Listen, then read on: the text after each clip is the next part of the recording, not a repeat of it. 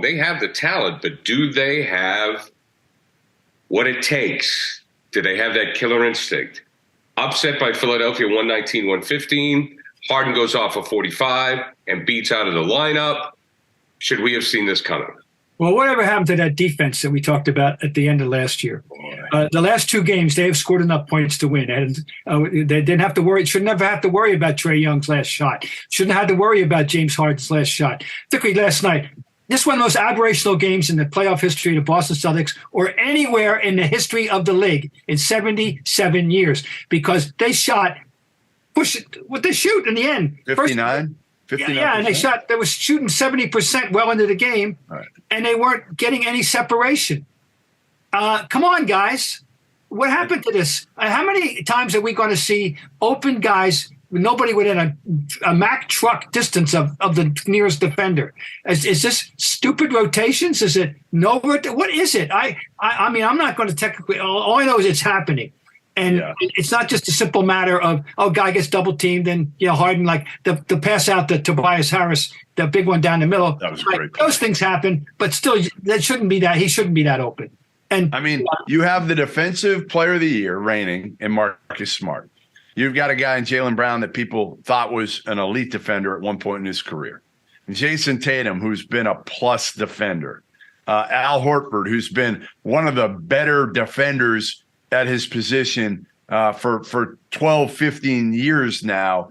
Malcolm Brogdon and Derek White, two really good defenders. There is no reason for this whatsoever. It absolutely, and again, like you said, we'll bury the lead here. Joel Embiid didn't even play in this game. Didn't even play. So it's going to be on James Harden, and he's going to have to go for 35 or 40 and put up an efficient 40, and in this case it was 45 to be able to win this game. It's an embarrassment. I mean, this was an embarrassing loss. I feel like as embarrassing as the Bruins lost the night before. Well, the stakes, it ain't over. I'll invoke Yogi on you, but I mean, I've seen every kind of playoff series there is, and including in hockey 3-0 comeback and in baseball 3-0 comeback. Anyway, and I've seen teams lose the first game and win the next four. I've seen it all.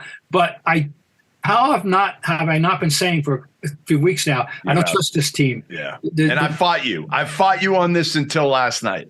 And now I'm with you. Now I'm with you that if you can't beat Philly, especially in crunch time, like I get it. Okay, maybe again you're going to play with them. They still got a Hall of Famer in Harden. They got some other good players out there as well. Like Tobias is a good player. I mean, he's a good player. We know that. He's a veteran. He's a good player. But ultimately, when it comes down to crunch time, how you don't win that game is. And how about that shot clock violation play with Tatum and Brogdon both either not knowing or I don't know what the hell they were both doing on that play. But for two veterans to make that bonehead of a play on the same play was just amazing to watch. The last couple of possessions was a you-know-what show. Yeah. And now, all right, so now we have to ask the question, how much of this, if any, reflects on coaching? Is now. Well, I think it's a legitimate question, Bob, because, we understand why Ime had to go. But if you have a veteran coach or an older coach, and Ime's not even a veteran coach, he's just older, and he had more of if you had a veteran coach, someone who was older, that had more gravitas, say, as opposed to a 30-year-old young coach. And I'm not, it is what it is, who seems to be liked by the players as opposed to be feared by the players. I mean, you have to wonder if it's a factor. Well, I mean, I still put it on the players. I get it. Like that last play, maybe that wasn't the right play to run. Maybe you put the ball. I just don't understand why they're not running ball screen with Tatum and Jaylen Brown together more. Yeah. Because then it's like pick your poison. What are you going to do? One of them is going to be open.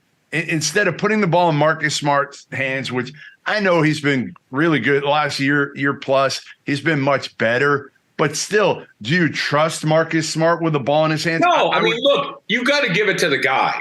Right. This is, to me, we can skirt around the issue. I mean, this is on Tatum. I mean, Tatum is the man. Now, Yes. Here's the question, to Bob's point about the coaching. All right, well, if the coach isn't going to rattle some cages, then the leader does.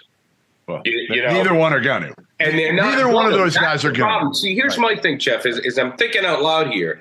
And I know I hate to make comparisons in the past, but there are just certain players that we have all covered on all of these teams that have, if you walked by them in the locker room and you didn't do your job, you hung your head a little bit. Yeah. There's none of that with this team. So we talk about it should be on the players, Jeff, but these players can't police themselves. That's obvious. Well, it's got to be on Marcus Smart, I guess. But again, he's not your best player. He's your most vocal, and he's the one who made kind of they all made bonehead plays down the stretch. Everybody made them. It felt like. See, I think the coach is a factor, Bob. Did not Smart call those other two out last year? Yeah, he did. He did. So that was early, though. That was before they started winning I know. at a high level. Point I'm making, it's in him. Right. Theoretically, if anybody, to answer Gary's question, Marcus Smart has assumed that role in the past and last year. We know that.